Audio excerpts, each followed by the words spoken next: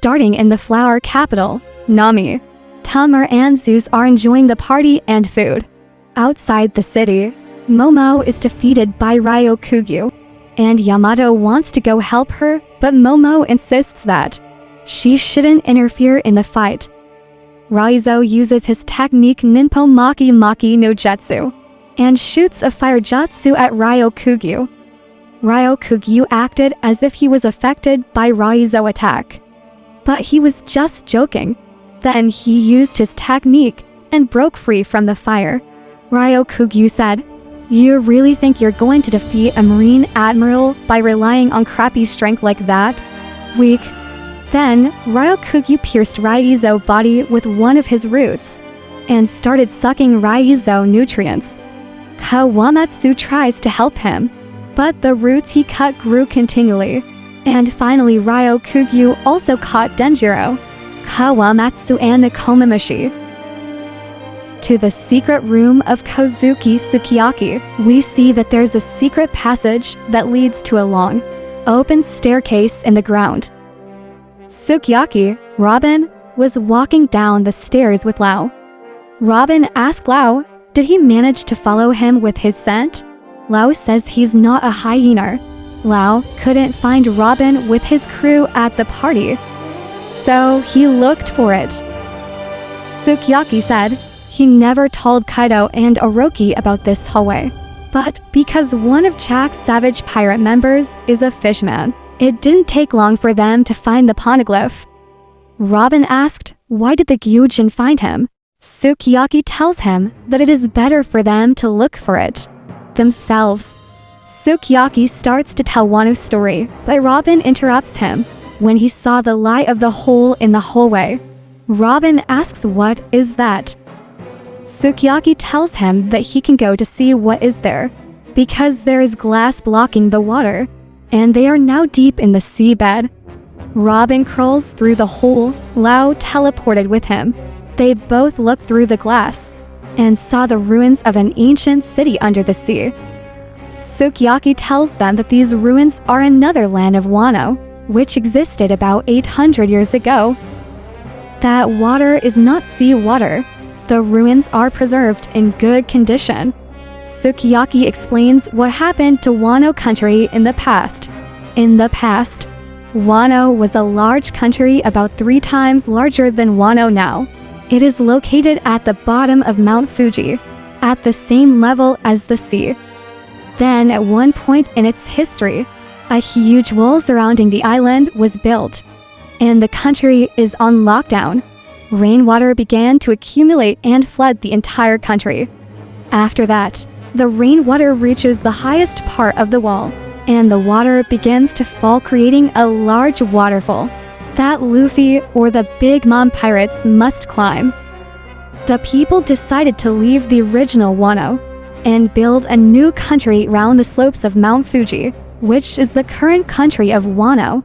They reach the bottom of the stairs, and Sukiyaki opens a secret door that gives access to a large room, where the road poneglyph is located. Robin says that if they can find one more, they will be able to travel to Laugh Tale. Sukiyaki says that this room is on the highest floor in the cave, at the base of Mount Fuji, and far below there's Pluto's ancient weapon. But Sukiyaki has never seen the weapon, so he can't show Robin and Lau where it is. Sukiyaki says to get the Pluton out, the Wano wall must be destroyed. In other words, opening the borders is breaking down this country's defensive walls, and that means releasing ancient weapons into the world. Robin wonders why Kozuki Oden would want to do something like that.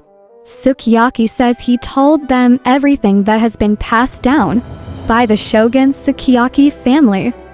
I don't know what Oden discovered on his journey at sea.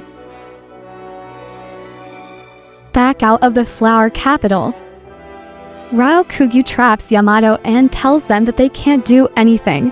Ryokugyu said that if Kaido was still leading this country, he would not have come. It was Kaido's leadership that made the enemies stay away from Wano. Ryokugyu says to bring the Mugiwara to him. When he has taken his head, he will leave Wano country. Yamato tells Momo that they have to ask Luffy and the others for help because they can't lose against a guy like this. Momo cries, saying that she doesn't need Luffy or Yamato help. So he asked Yamato not to offer his help anymore. Momonosuke said, "You have been locked up in Onigashima your whole life, but now you are free. And that's why I want you to go. Luffy, Zoro, and the others, I can't always rely on their help. We must be able to defend ourselves from all enemies. With the people of this country, we cannot entrust it to those who are leaving.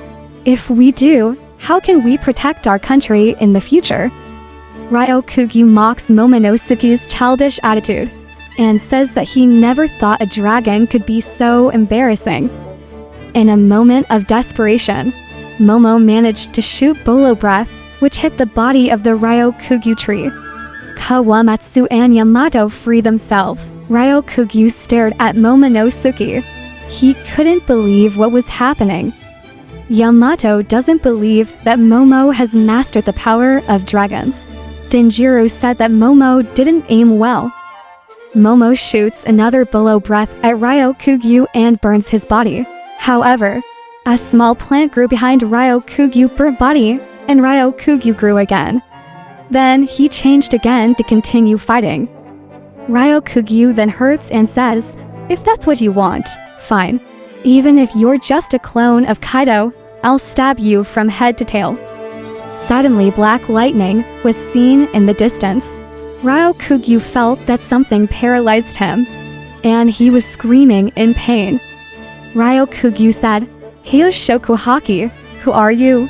Is it the Akagami pirates? And they are this close." The Akagami pirate ship is still in the sea near Wano. Some of their members ask Shanks to stop or all the rookies will faint. Shanks said, "I wouldn't say it was a heinous thing, but I'm targeting a new leaf. That just changed pirate history. I thought it was an act of cowardice."